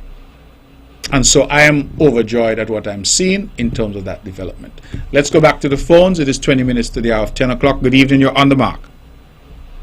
Hello? Mr. Bronte? Yes. I forget this one. I want to let Mr. Jones know solid waste is very cheap. You not pay much money. The only thing, if you don't have a truck or pickup, well, you know what I mean, you're going to pay the person truck or something. Depends on how much they charge. But when you go to solid waste, I go over there in the pickup, and I surprised. My son went over there yesterday, come back, Mommy, I could keep solid waste, please? Because you don't have to pay much. Just the other day, I'm going to call him straight, come maybe tell me, some guy is out there dump some garbage across outside the boy Weber. And I said, no, it can't happen. But when I drive across, I will get done with to pick them up. I hate to see people that garbage up and down the road. I don't like it. And whenever I see them, I'm going to call their name and I'm going to say it. Because I must learn to keep the country clean. And you could ask anybody, solid waste is not expensive. It's very cheap. So try and get with a friend of yours and even put $20 just in them pick up and let them tell you over there. You go by somebody, you see them watching an old fridge and old thing and all kind of thing. Pick them up and clean up the place. I set up a clean the place like this. Okay, thank you very much. 20 minutes to the hour of 10 o'clock. We're taking your calls. 869-469-1616, 869-469-1700. This is Mark Brantley. I'm your host of On the Mark, Straight Talk Across the Narrows. You don't get any nonsense here. You get straight talk. I would say talk that gets results, but Weber Herbert has already coined that phrase for one of the Federation's leading shows. Let's talk. And so my show, I say Straight Talk Across the Narrows. And people are listening far and wide. I thank them for joining us. We had Nevlek on with us earlier, and now we are talking about other things. And one of the things that we're talking about is, of course, the marvelous and successful convention that the Concerned Citizens Movement would have had, and the young people and the women of Nevis who are stepping up to the plate in a significant way and coming forward to serve the party and ultimately to serve the country. I see some of them who I know will be Prime Minister. I'm going to say it.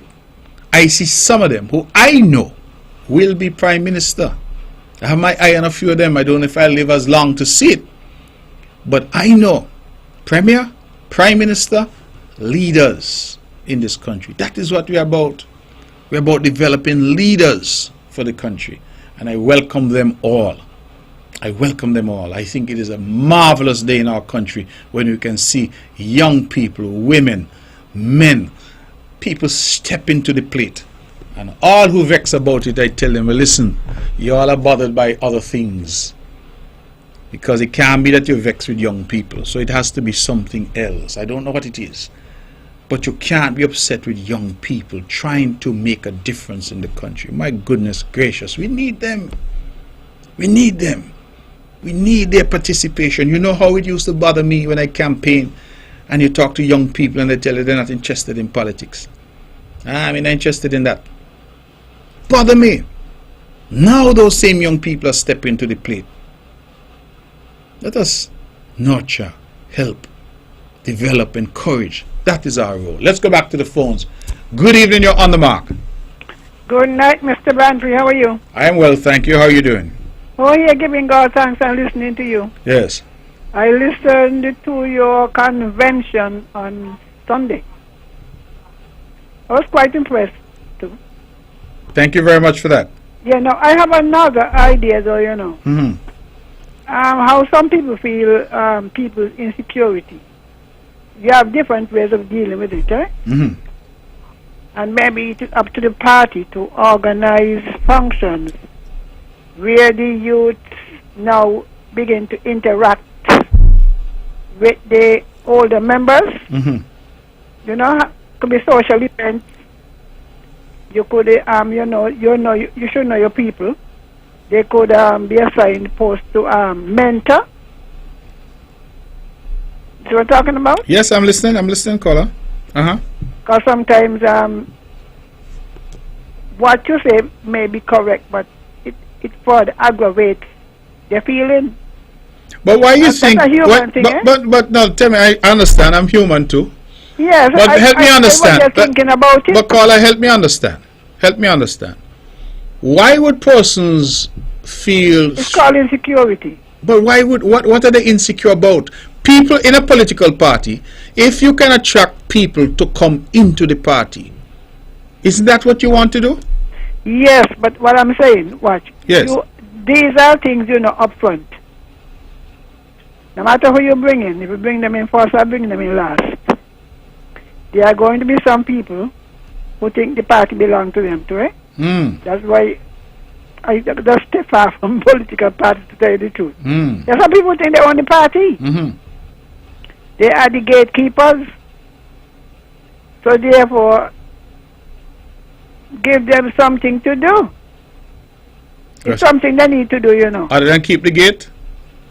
The gatekeepers need something to do. Mentor.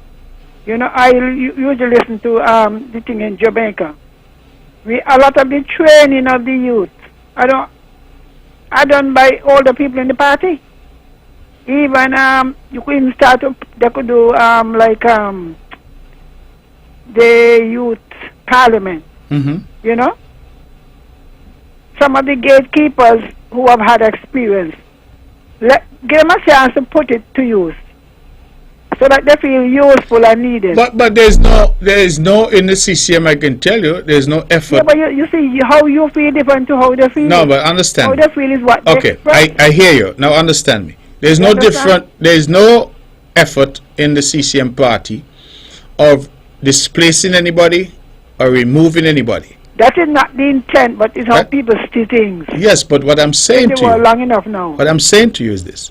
If it is that I people, suggest caller, chairman- if let us talk one at a time so we could understand each other. Yeah, go ahead. If it is that people feel that they have something to offer, then they're welcome. And to me, that should be our role. And I put myself in that category now as one of the older ones. That should be our role. But when you're 55 and them kind of age there, and you want to go fight with a 25-year-old because you saying, oh, them they just a come and this and that, something is wrong. It is wrong, but you get around it by saying, look, all right, if you feel so, I want you to public speaking, I want you to come and give a lecture, Get them actually involved with the young people. Okay. Well, I hear you. Let me try that and see if that works. Try it and see. Try it. It works better. And another thing, let me tell you something.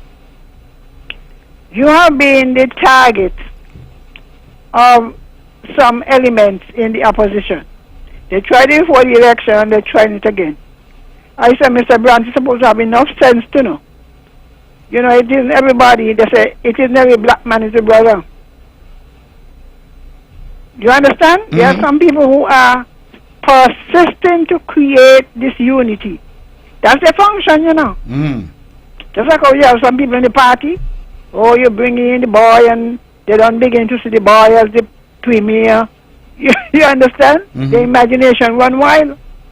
So whenever you hear some people preaching this unity, let me tell them what the Bible says. 6 things God hates. And he said the 7th one is people who cause division among brethren. God hates people who create division. So please, all who grumbling and mumbling, give them something to do. All right then. Okay. I mean, thank you very much for that. That's a good idea. Give them something to do so they stop grumbling. They're definitely going to look at that option because I don't understand. But as I said, this is unfortunately a few. I think the vast majority of persons welcome what we are seeing, which is the CCM growing. And that is my aim as leader of the party, is to grow.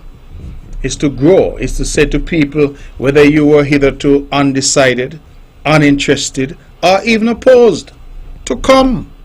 Come. You want a party that is welcoming. You want a party that will allow you to use your talents and put your talents to good use. An institution that is democratic in terms of how it functions, not dictatorial, willing to listen, willing to adapt. That is what the CCM is. And that is why I think we have done well in the past and will continue to do well in the future. So long as I am here, I will continue to let it be known that we are open to those who will come. Those who will come not to seek self-aggrandizement, but those who will come to serve. That is what we are about as a party, and that is why I think the people of Nevis, time after time, have done well. Caller, if you're still listening, it'll be nice to get your perspective. You're a very bright woman. And this phenomenon that I'm also hearing, I hear some people who are supposed to be bright. And I like to say that because some feel that because they go to college and get a piece of paper, they mean that they're bright. It doesn't necessarily mean that. Don't necessarily mean that. It may mean they got the opportunity that others didn't get.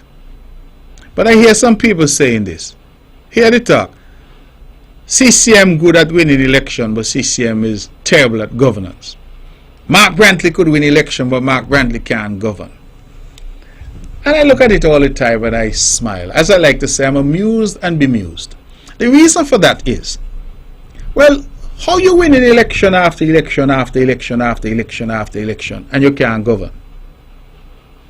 So, Vance Amry won elections and was premier for 14 years and can't govern. So after the first 5 years, the electorate ain't say, boy, not he again, he ain't a good premier, he can't govern. They give him another 5. After 10, they ain't say, boy, not he again, he can't govern. They give him another 5. They gave NRP 1 term because after 1 term they said NRP cannot govern and they got rid of them. CCM has come back in 2013, 1 in 2013, 1 in 2015 federally, 1 in 2017 locally, won all the seats in 2020. And you still have people out there saying, oh, they could win election but they can't govern. It is, when you examine it, the most foolish of statements. And all of you out there who think you're bright and making these kind of foolish statements, it is an insult to the electorate, because it is ultimately the electorate in free and fair elections that elects governments and puts parties into office or takes them out. So if CCM won in 2013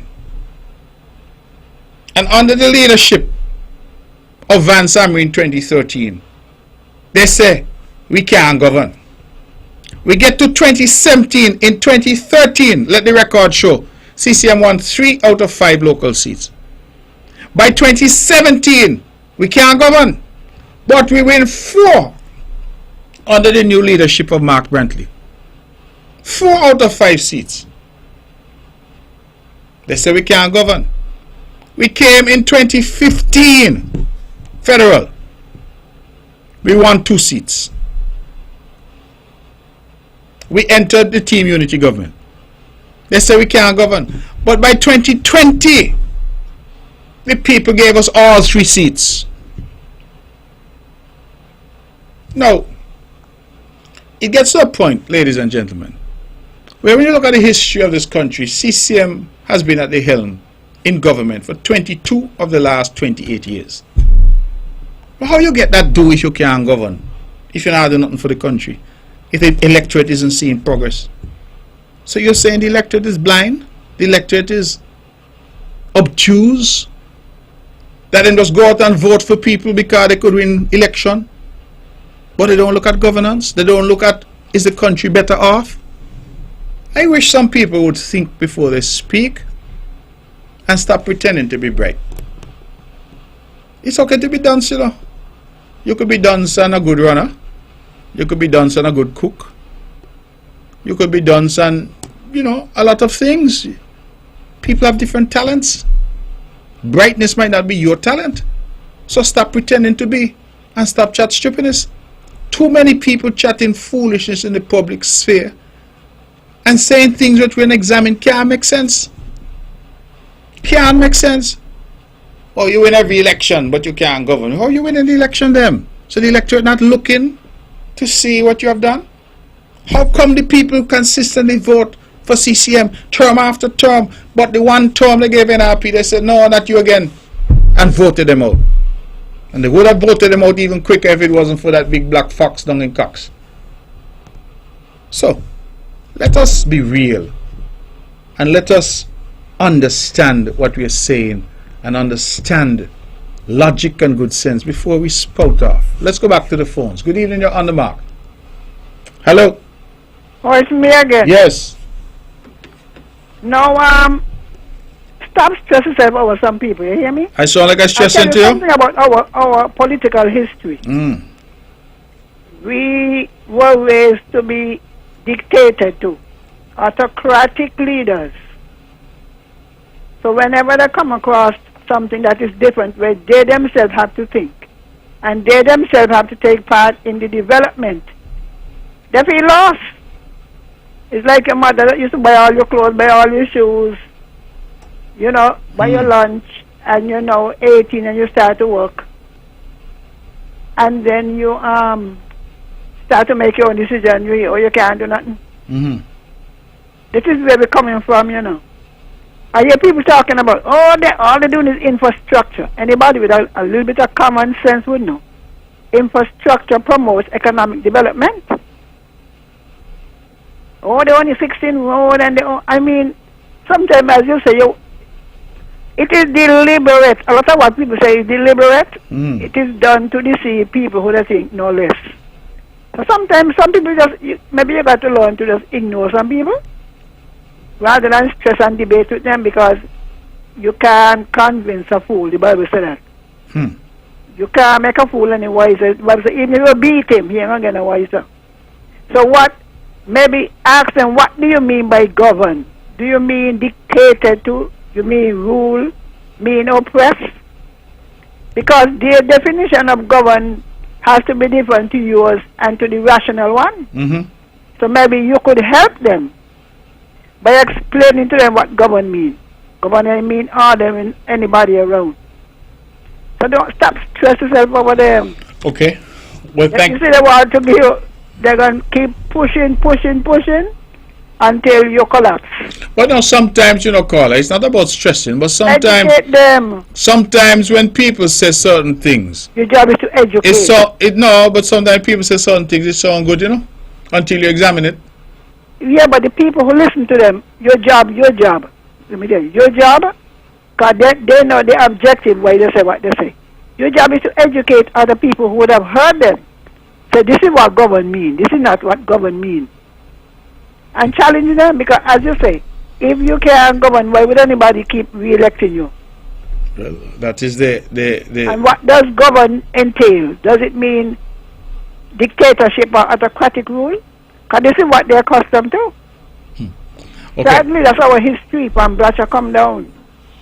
All right, thank you very much. All right, then. Thank you. All right, ladies and gentlemen, we have about 4 minutes left. We can perhaps take another call if anybody's interested in calling. 869-469-1616, 869-469-1700. Tomorrow at 10 o'clock, I have my monthly press conference, the Premier's press conference. I feel very proud that I have been able to maintain this monthly press conference because it was a campaign commitment that was made, and a commitment to more transparency, better governance, and we have been able to maintain that over the last almost 3 years now that I have been at the helm here in Nevis. It was an innovation because it was the first time we introduced a monthly press conference in Nevis from the Premier, and it's an opportunity for the Premier to interact with the press and for the press to ask questions, and of course they come with very difficult questions at times, but we try our very best to answer. These are some interesting times in which we are living, and so we certainly look forward to the press conference tomorrow and to members of the press when both St. Kitts and Nevis come in and to ask their questions. That should be an interesting exchange tomorrow, and certainly I look forward to it. We will be making some announcements tomorrow, which I think ought to be of interest to members of the public, and so we certainly look forward to that engagement. We have done a lot of things, ladies and gentlemen. Many perhaps have not gone. Many have gone perhaps unnoticed. Many we have done and not said enough about. But I'm very proud of my government. And under my leadership, we've introduced things like that monthly press conference. We've operationalized integrity in public life, set it up, office, everything. In fact, I led my team, and for the first time in the history, not only of Nevis, but of the country, an entire government submitted the statement of their assets and liabilities to the Integrity Commission. Never happened yet. So sometimes people, when they talk about governance, I don't know what it is they're talking about. Because if they're fair and were not self-serving, they would understand that real governance is these types of things. I'm going to make some announcements tomorrow, and those announcements will continue to reinforce what it is we're seeking to do. Before I leave, because I see we're running out of time, I want to thank all of those who supported our recent series of town hall meetings. We had town hall meetings in every constituency on the island of Nevis, every parish, in what we call conversations with the people. The last one in Hanley's Road, regrettably I had to miss it. It actually happened on my anniversary, and so I decided that I would spend some time with my wife, who has put up with me for a very long time, and I'm grateful to her. Some say she deserves a gold medal. And so I decided that I will spend my time with her, and I asked Eric Evelyn, the mayor of Hanley's Road, to ask the good people of Hanley's Road and Gingerland to forgive me. And I'm told they had a packed audience, very good interactive session, very high note to end that first in that series of town hall meetings. I want tonight to make the pledge that those town hall meetings will continue. And what we're going to do is take a bit of a break, and then we're going to come back perhaps in October, November, and we're going to do it all over again, where we go to different parts of the constituencies and the various parishes as we bring the government to the people. That is what we're seeking to do. Again, an innovation in terms of good governance, open governance, transparent government. That is what we're seeking to do. Ladies and gentlemen, that's our show. The banner's struck up. It means we have to go. This show is rebroadcast tomorrow at 1 p.m. right here on Fun Radio. We thank the good men and women of NEVLEC. We thank the 3 managers who were here earlier with us this evening, who brought us a lot of information about NEVLEC. And we congratulate NEVLEC, its management and staff, its board on 20 glorious years, and may they continue from strength to strength. That's our show. Good night and God bless you. Please tune in tomorrow for our Premier's press conference that we do on a monthly basis. Thank you, good night, and God bless you.